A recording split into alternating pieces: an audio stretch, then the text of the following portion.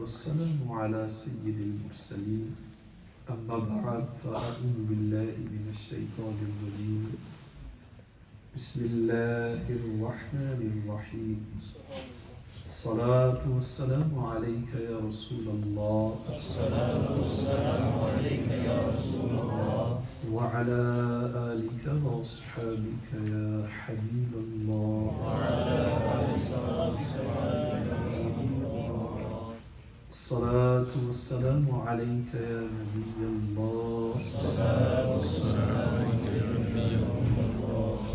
وعلى آلك وأصحابك يا نور الله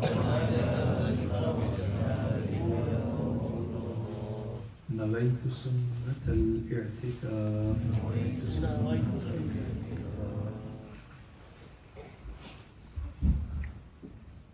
سید المرسلین رحمت للعالمین خاتم النبیین صلی اللہ علیہ وآلہ وسلم کا فرمان نشان ہے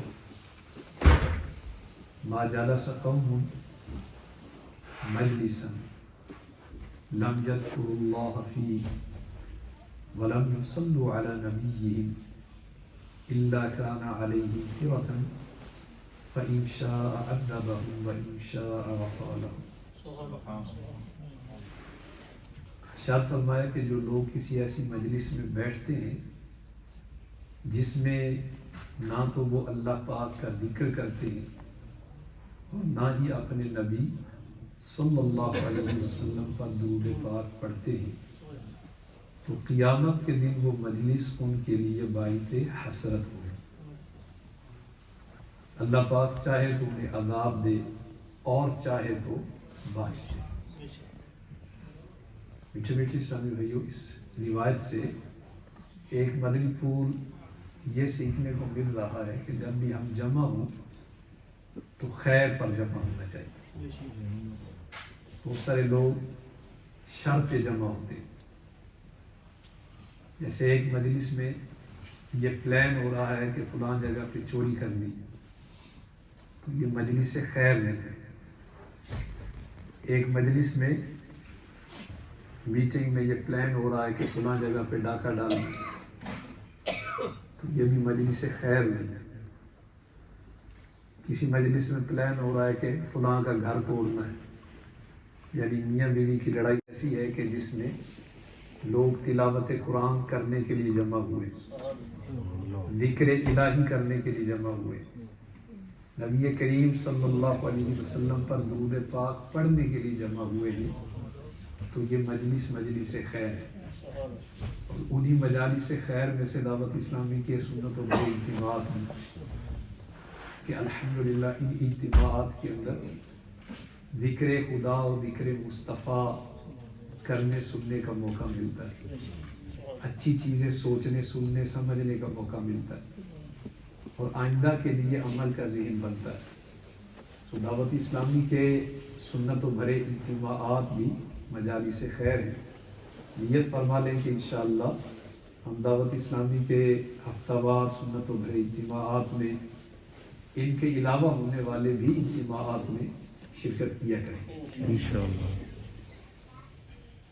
مدنی قافلوں میں سفر کریں گے کہ مدنی قافلے بھی خیر پر جمع ہوتے ہیں اور انشاءاللہ الکریم جہاں بھی موقع ملے دعوت اسلامی کا دینی کام کرنے کی کوشش کریں.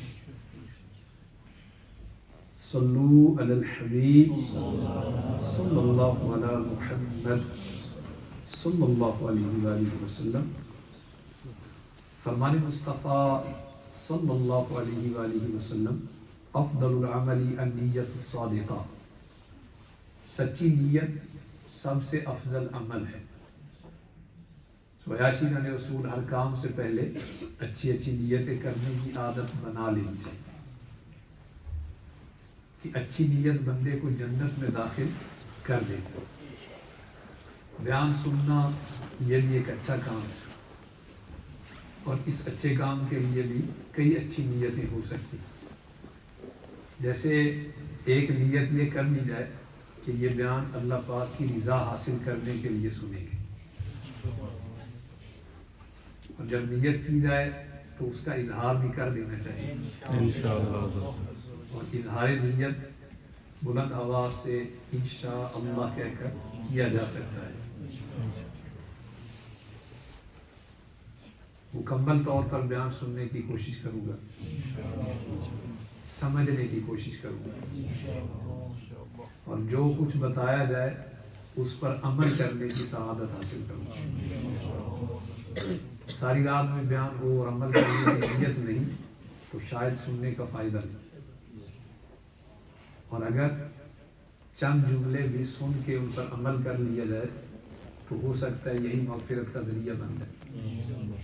ایک روایت میں ہے اخلص دینک یکفک العمل القلیل، اپنے دین میں مخلص ہو جاؤ، be sincere in your religion, اپنے دین میں مخلص ہو جاؤ تو تھوڑا عمل بھی تمہارے لیے کافی ہوگا۔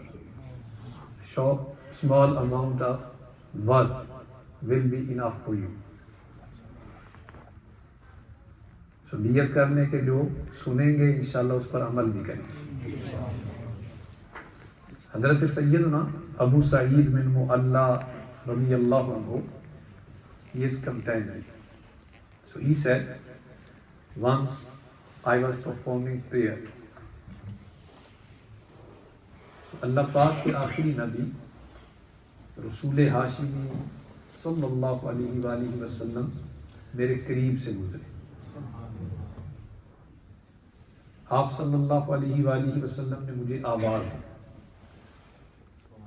اور جن کو آواز نہیں ہے وہ کیا کر رہے تھے جی؟ نماز پڑھ رہے تھے۔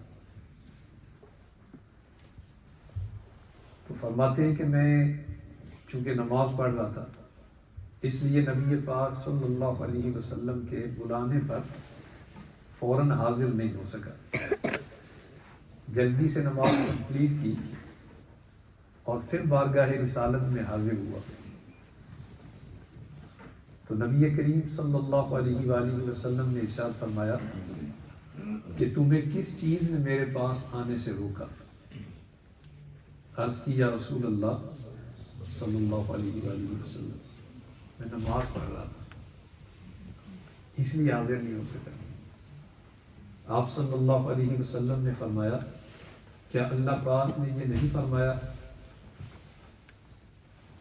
یا ایھا الذین آمنوا استجیبوا للہ وللرسول اذا دعاکم لما یحییکم۔ ترجمہ کنز الایمان، اے ایمان والو اللہ اور رسول کے بلانے پر حاضر ہو، یہ حاضر ہو جاؤ۔ جب رسول تمہیں اس چیز کے لیے بلائیں جو تمہیں زندگی بخشے گی۔ یہ آیت تلاوت کرنے کے بعد اللہ پاک کے آخری نبی صلی اللہ علیہ وآلہ وسلم نے فرمایا کیا میں مسجد سے باہر جانے سے پہلے تمہیں قرآن کریم کی سب سے عظمت والی سورت نہ سکھاؤں؟ پھر آپ صلی اللہ علیہ وسلم نے میرا ہاتھ پکڑ لیا۔ جب مسجد سے باہر تشریف لے جانے لگے تو میں نے عرض کیا کہ یا رسول اللہ صلی اللہ علیہ وآلہ وسلم آپ نے قرآن کریم کی سب سے عظمت والی سورت سکھانے کا فرمایا تھا۔ آپ صلی اللہ علیہ وسلم نے فرمایا ہاں، الحمدللہ رب العالمین، یعنی پوری سورہ فاتحہ یہ قرآن کریم کی سب سے عظمت والی سورت، اور یہی سبع مثانی یعنی بار بار پڑھی جانے والی 7 آیتوں کی سورت ہے جو مجھے عطا کی گئی۔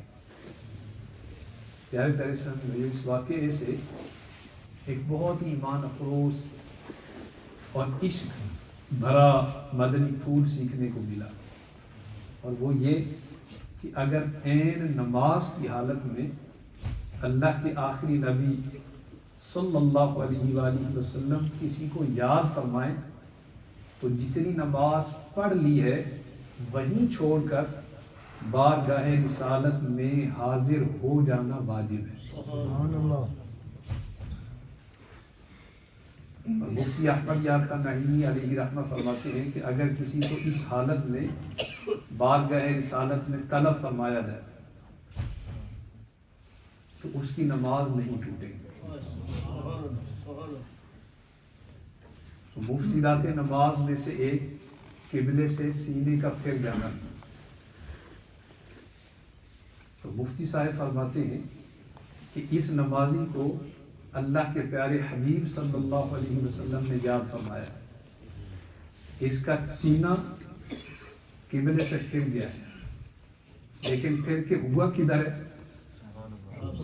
کہ اس کا سینہ قبلے سے پھرا ہے لیکن قبلے کے قبلے کی طرف پھرا ہے۔ یہ مفتی صاحب کا محبت بڑا انداز، اور بارگاہ رسالت میں حاضر ہو کر وہ گفتگو بھی کرے، کلام بھی کرے، اس کی نماز پھر بھی فاسد نہیں ہوگی، جہاں تک پڑھی تھی وہیں سے واپس آ کر وہ نماز کو پورا کر لے، اس کی نماز ہو جائے۔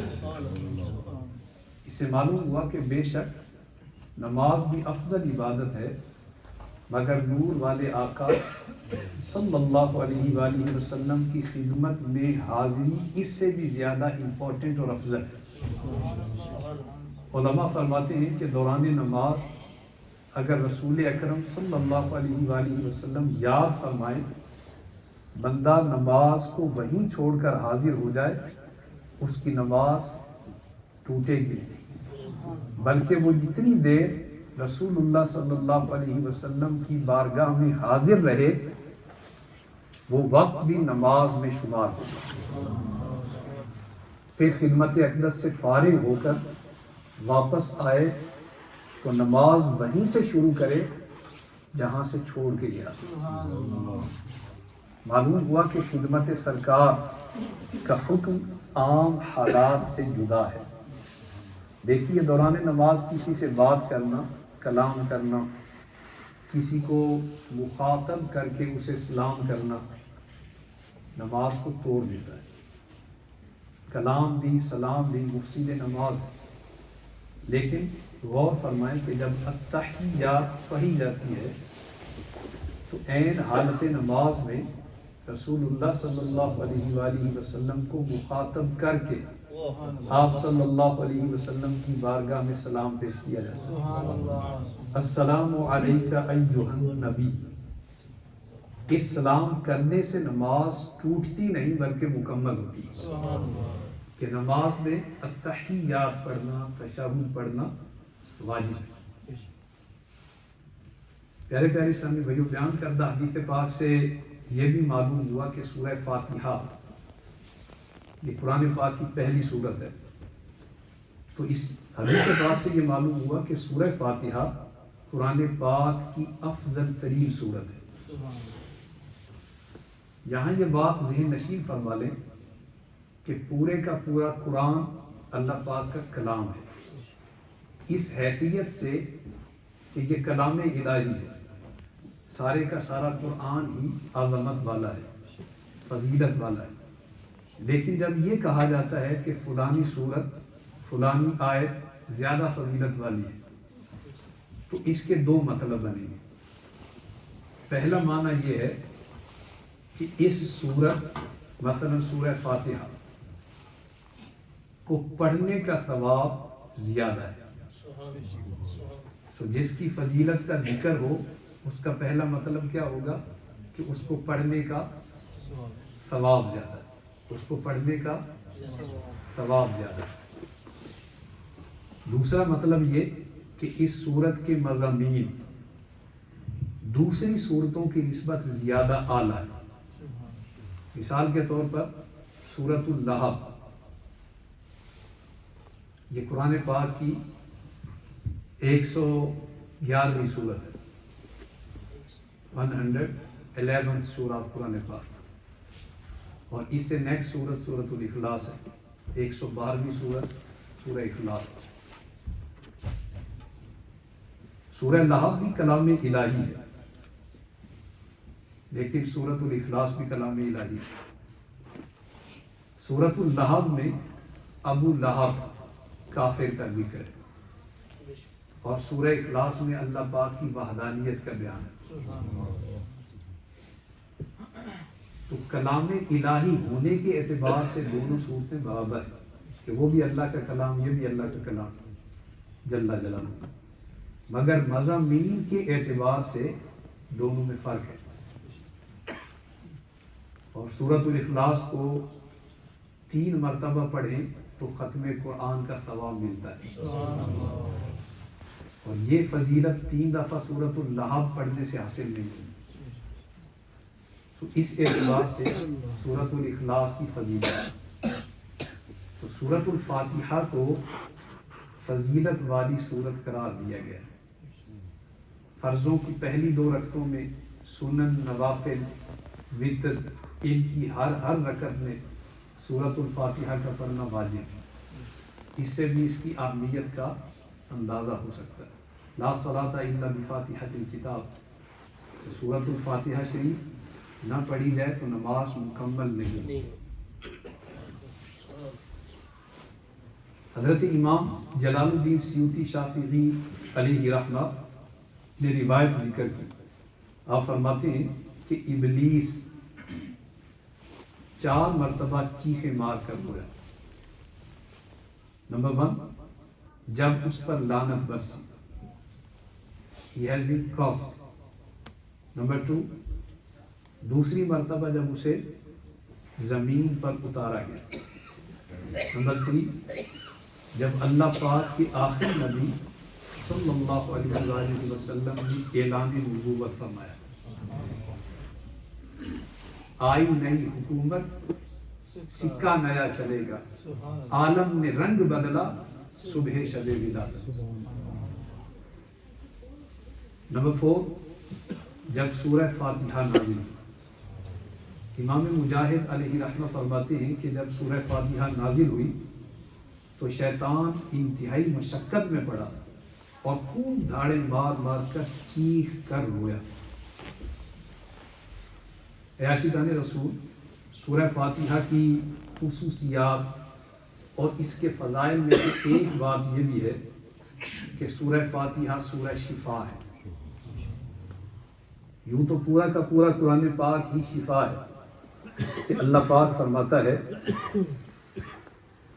وَنُنَزِّلُ مِنَ الْقُرْآنِ مَا هُوَ شِفَاءٌ وَرَحْمَةٌ لِّلْمُؤْمِنِينَ۔ ترجمہ کنز العرفان، اور ہم قرآن میں وہ چیز اتارتے ہیں جو ایمان والوں کے لیے شفا اور رحمت ہے۔ البتہ سورہ فاتحہ کو خصوصیت کے ساتھ سورہ شفا کہا گیا ہے۔ اللہ پاک کے آخری نبی رسول ہاشمی صلی اللہ علیہ وآلہ وسلم نے فرمایا یہ الکتاب وہی شفاء من کل داء۔ سورہ فاتحہ الکتاب، قرآن مجید کی اصل، اور اس میں ہر بیماری کی شفا ہے۔ تو یہ روحانی بیماریوں کی بھی شفا ہے، یہ جسمانی بیماریوں کی بھی شفا ہے۔ صحیح بخاری و مسلم کی حدیث پاک ہے جس کا خلاصہ کو یوں ہے کہ ایک مرتبہ 30 کمپینینز یہ سفر پر تھے، تو رستے میں ایک مقام پر ایک شخص نے آ کر ان سے عرض کی کہ ہمارے سردار کو، چیف آف دا ٹرائب، اس کو اسکارپین نے ڈس لیا، کیا آپ کچھ کر سکتے ہیں؟ ایک صحابی رضی اللہ عنہ نے فرمایا کہ ہاں، میں دم کر دوں گا، جس کی برکت سے مریض ٹھیک ہو جائے گا۔ چنانچہ وہ صحابی رضی اللہ عنہ اس شخص کے ساتھ گئے اور سورہ فاتحہ پڑھ کر مریض کو دم کیا، جس کی برکت سے مریض ٹھیک ہو گیا۔ حضرت خارجہ بن سلم رضی اللہ عنہ اپنے چچا جان سے روایت کرتے ہیں، فرماتے ہیں کہ میں رسول کریم صلی اللہ علیہ وسلم کی خدمت میں حاضر ہوا، سو وہاں سے واپسی پر ایک قوم کے پاس سے گزرا تو ان کا کوئی شخص مجنون تھا، مینٹل تھا، جسے انہوں نے لوہے کی زنجیروں کے ساتھ باندھ رکھا تھا۔ انہوں نے مجھ سے کہا کہ کیا تم اس کا کچھ علاج کر سکتے ہو؟ چنانچہ میں نے 3 دن صبح و شام، مارننگ ایوننگ، سورہ فاتحہ پڑھ کر اس پر دم کیا تو اس کی برکت سے وہ پاگل شخص بالکل ٹھیک ہو۔ پیارے سامعین بھائی، ان دونوں واقعات سے معلوم ہوا کہ قرآن کریم سے علاج کرنا، قرآن مجید کی آیات پڑھ کر دم کرنا، انہیں لکھ کر تعویذ بنانا بالکل جائز ہے۔ اور جن روایات میں تعویذ وغیرہ کی ممانعت کا ذکر ہے، اس سے مراد وہ کلمات جو دور جاہلیت میں کفار استعمال کرتے تھے، اس طرح کے کلمات لکھ کر تعویذ استعمال نہیں کیا جا سکتا۔ جو جادو بھرے کلمات ہوں، حرام کلمات پر مشتمل کلام ہو، کفریہ کلمات پر مشتمل کلام ہو، اس طرح کے کلمات سے تعویذ نہیں لکھا جا سکتا، یہ ناجائز ہے۔ لیکن قرآن پاک کی آیات اور بابرکت کلمات سے تعویذ لکھنا جائز ہے، باعث برکت ہے، باعث شفا ہے۔ یاد رہے کہ کسی بھی مرض سے شفا اللہ پاک ہی عطا فرماتا ہے، وہی مؤثر حقیقی ہے اور اس کے چاہے بغیر کسی کو شفا نہیں ہو سکتی۔ لیکن یہ سوچئے کہ ایک مریض کو پیراسیٹامول سے شفا مل جاتی، تو شفا اس کو پیراسیٹامول نے دی ہے یا اللہ پاک نے عطا فرمائی؟ پیراسیٹامول تو ذریعہ بنی، شفا تو اللہ پاک نے عطا فرمائی۔ وَإِذَا مَرِضْتُ فَهُوَ يَشْفِينِ، اللہ پاک شفا دیتا ہے۔ اگر پیراسیٹامول سے شفا ہو سکتی ہے تو قرآن پاک جیسے بابرکت کلام سے شفا کیوں نہیں ہو سکتی؟ کہ جس کلام کو خود قرآن نے مومنین کے لیے شفا قرار دیا۔ صحابہ کرام علیہ رضوان بھی دم کیا کرتے تھے، بلکہ خود ہمارے پیارے آقا صلی اللہ علیہ وسلم بھی دم کیا کرتے تھے اور دوسروں کو سکھایا بھی کرتے تھے۔ چنانچہ حبیب خدا ام المومنین حضرت سیدتنا عائشہ صدیقہ طیبہ طاہرہ رضی اللہ عنہا فرماتی ہیں کہ نبی رحمت صلی اللہ علیہ وسلم نے مجھے حکم دیا کہ نظر لگنے کا دم کیا کر۔ سو معلوم ہوا کہ قرآنی آیات اور مقدس کلمات پڑھ کر دم کرنا ہمارے پیارے آقا صلی اللہ علیہ وسلم کا مبارک طریقہ تھا، صحابہ کرام کی سنت ہے، اور فرشتوں کے سردار حضرت جبرائیل امین علیہ السلام کی بھی سنت ہے۔ جی ہاں، بعض حدیثوں میں حضرت جبرائیل امین علیہ السلام کے دم کرنے کا بھی ذکر ہے۔ اور یاد رہے کہ بعض روایات کے اندر جو تعویذ پہننے سے منع کیا گیا ہے، اس سے مراد وہ تعویذ ہیں جو ناجائز الفاظ پر مشتمل ہوں، جو زمانہ جاہلیت میں کیے جاتے تھے۔ اس کے علاوہ قرآنی آیات، مقدس الفاظ، اللہ پاک کے مبارک نام اور مختلف دعاؤں کے ذریعے دم کرنا، کاغذ پر لکھ کر یا لکھوا کر گلے میں ڈالنا، یہ سب کچھ جائز ہے، کیونکہ کسی بھی مسلمان کا یہ عقیدہ نہیں ہے کہ اللہ پاک کے چاہے بغیر تعویذ شفا دے سکتا ہے۔ تعویذ بھی شفا تبھی دے گا جب اللہ پاک چاہے۔ تو اللہ پاک وہی مسبب الاسباب ہے، مؤثر حقیقی ہے، شفا کا خالق بھی وہی ہے۔ اور اللہ پاک نے کوئی مرض ایسا نہیں پیدا فرمایا جس کی شفا بھی نہ اتاری۔ جب اس مرض کی دوا، اس کا علاج اس مرض تک پہنچتا ہے تو اللہ پاک کے حکم سے مریض شفا یاب ہوتا ہے۔ پیارے پیارے سامعین، الحمدللہ پورے کا پورا قرآن پاک بالخصوص سورہ فاتحہ ہر مرض کی شفا ہے۔ سو ہم ڈاکٹروں کے پاس جاتے ہیں، حکیم و طبیبوں سے علاج کرواتے ہیں، اگر اس میں کوئی خلاف شرع بات نہ ہو تو یہ علاج کروانا بالکل جائز ہے۔ البتہ ہمیں روحانی علاج کا بھی ذہن بنانا چاہیے۔ اللہ پاک کے آخری نبی صلی اللہ علیہ وسلم نے فرمایا کہ مخلوق کی حمد سے پہلے اللہ پاک نے خود اپنی حمد فرمائی، اس حمد کے ذریعے علاج کیا کرو۔ صحابہ کرام علیہ رضوان نے عرض کی کہ یا رسول اللہ صلی اللہ علیہ وآلہ وسلم وہ کون سی حمد ہے جو اللہ پاک نے اپنی حمد فرمائی؟ وہ کون سی حمد ہے؟ فرمایا سورہ فاتحہ اور سورۃ الاخلاص۔ پھر فرمایا فَمَن لَمْ يَشْفِهِ الْقُرْآنَ فَلَا شَفَاهُ اللَّهُ، جسے قرآن سے بھی شفا نہ ملے اسے اللہ پاک شفا نہیں دے گا۔ پیارے پیارے اسلامی بھائیو، الحمدللہ تعالی عاشقان رسول کی دینی تعلیم دعوت اسلامی 80 سے زیادہ ڈپارٹمنٹس میں تبلیغ دین کا کام سر انجام دے رہی ہے، اور انہی میں سے ایک ڈپارٹمنٹ روحانی علاج بھی ہے۔ الحمدللہ روحانی علاج شعبے میں پیارے آقا صلی اللہ علیہ وسلم کی دکھیاری امت کی غم خاری کے لیے کثیر اسلامی بھائی مختلف مقامات پر دستے لگاتے اور روزانہ لاکھوں مریضوں کو تعویذات دیے جاتے، استخارہ کیا جاتا اور اوراد و وظائف بتائے جاتے۔ مدنی چینل پر روحانی علاج پروگرام یہ نشر بھی کیا جاتا ہے، اس میں بھی استخارہ کیا جاتا ہے اور مریضوں پریشان حالوں کو اوراد و وظائف بھی بتائے جاتے ہیں۔ تو اگر کسی بھی قسم کا مسئلہ ہو تو اللہ پاک کی رحمت پر کامل توکل اور بھروسہ رکھتے ہوئے دعوت اسلامی کے اس شعبے سے رابطہ کیا جائے۔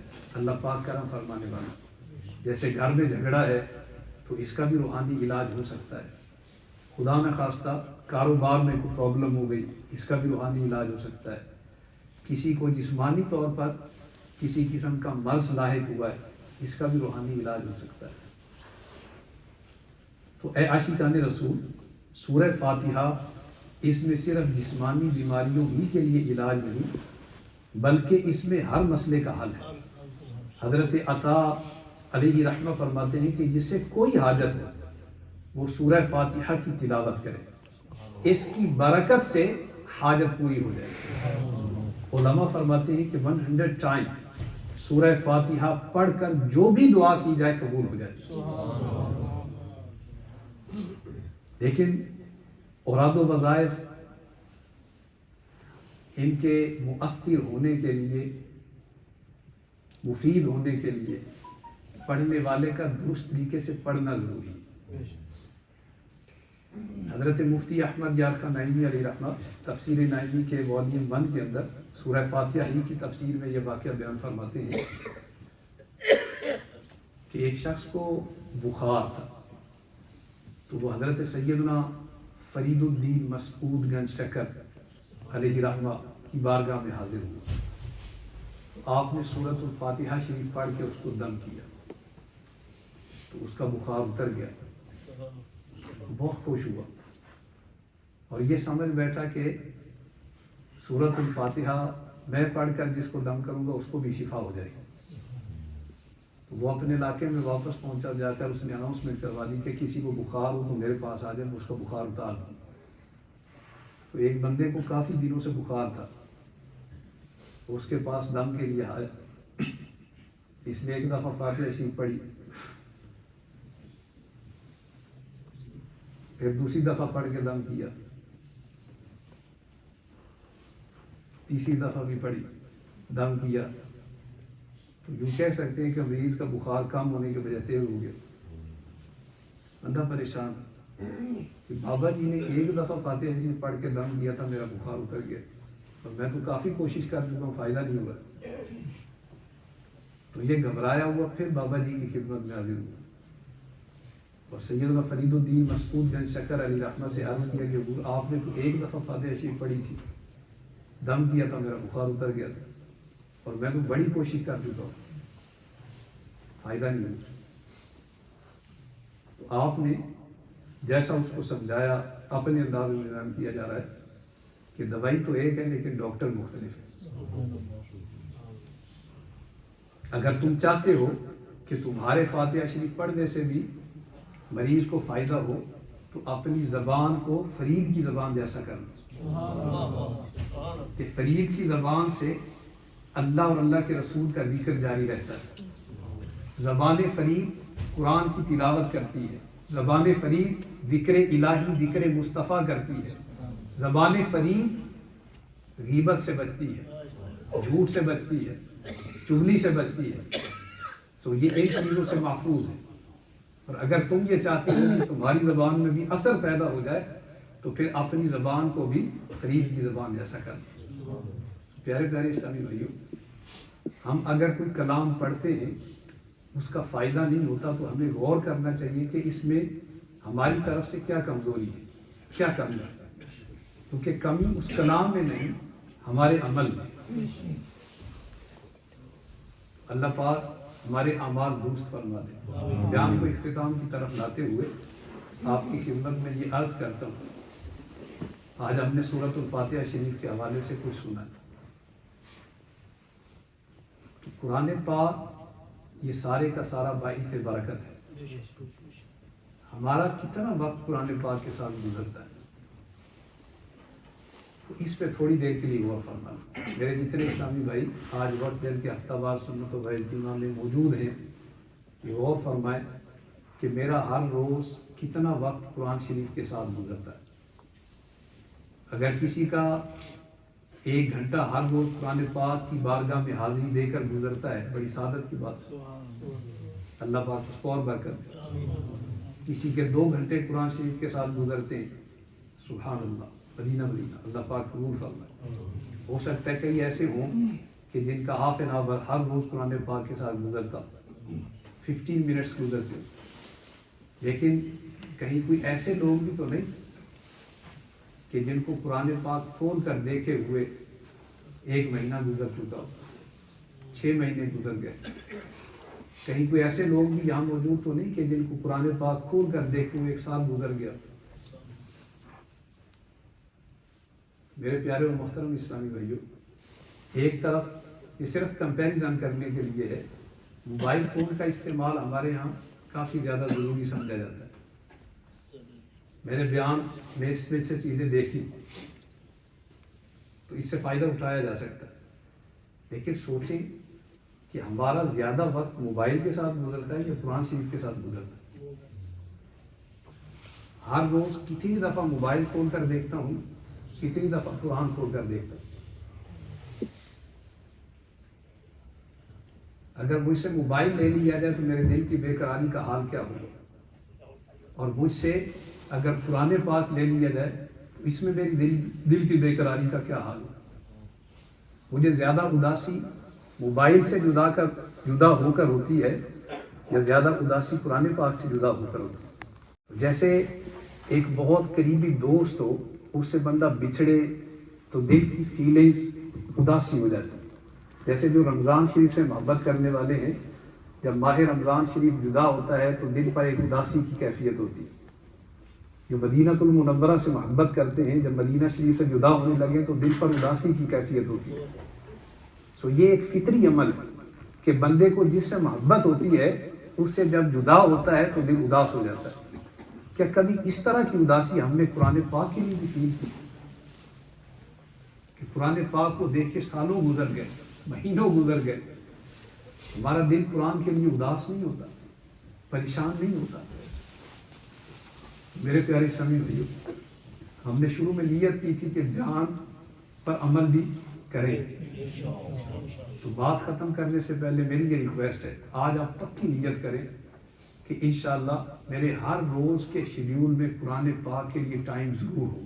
انشاءاللہ آپ سے پاسبل ہے تو 1 گھنٹہ قرآن پاک کی بارگاہ میں حاضر رہیں، ہاف این آور، 15 منٹس، اس سے کم نہ، کم از کم 15 منٹ قرآن پاک کو لازمی طور پر پیش کریں، اور ایسی ہماری کیفیت ہو، قرآن سے محبت کا حال ہو کہ جس جگہ گھر میں قرآن پاک رکھا ہوا ہے، قرآن پاک ہر مسلمان کے گھر میں ہوتا ہے، جہاں پہ قرآن پاک موجود ہے آپ اس جگہ قرآن پاک کی طرف چل کر جائیں، ہو سکے تو تازہ غسل کریں، بہترین کپڑے پہنیں، خوشبو لگائیں، اور جیسے کوئی روٹھا ہوا ہو اس کو راضی کرنے کے لیے جایا جاتا ہے، ایسے قرآن پاک کی طرف روتے ہوئے، ڈگمگاتے ہوئے اور دھڑکتے دل کے ساتھ قرآن پاک کی بارگاہ میں حاضر ہو جائیں، اس کو اٹھائیں، اس کو چومیں، اس کو کھولیں، اس کو دیکھیں، اور قرآن پاک سے ریکویسٹ کریں کہ تو ہم سے راضی ہو جائے۔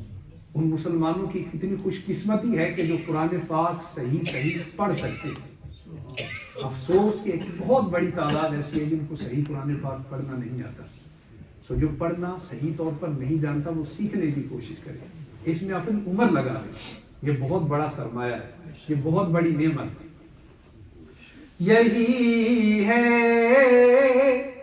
آرزو تعلیم قرآن میں ہو جائے، یہی ہے آرزو تعلیم قرآن میں ہو جائے، تلاوت کرنا میرا کام میں صبح و شام ہو جائے، تلاوت کرنا میرا کام میں صبح و شام ہو جائے۔